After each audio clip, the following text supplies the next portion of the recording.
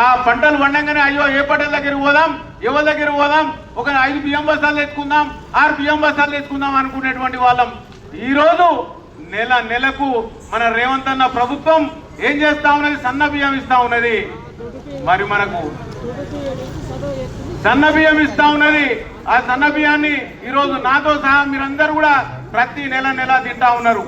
మరి ఇవన్నీ కూడా చూసుకుంటా పోతే ఫ్రీ బస్సు మహిళలకు కూడా ఫ్రీ బస్సు వస్తా ఉన్నది, మహిళలు కూడా పోతా ఉన్నారు. అదేవిధంగా ఆరోగ్యశ్రీ పథకం కింద ఆరోగ్యశ్రీలో 10 లక్షల వరకు మనకు ఉచితంగా వైద్యం అందుతా ఉన్నది.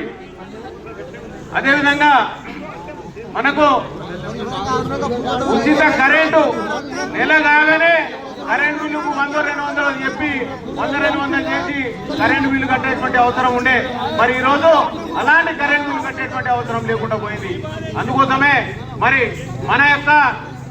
మన ఊరు బిడ్డ, మన మధ్యలో ఉన్నటువంటి బిడ్డ, తమ్ముడు, అన్న, అక్క అనిపించేటువంటి చేరిపోతున్న రాజు.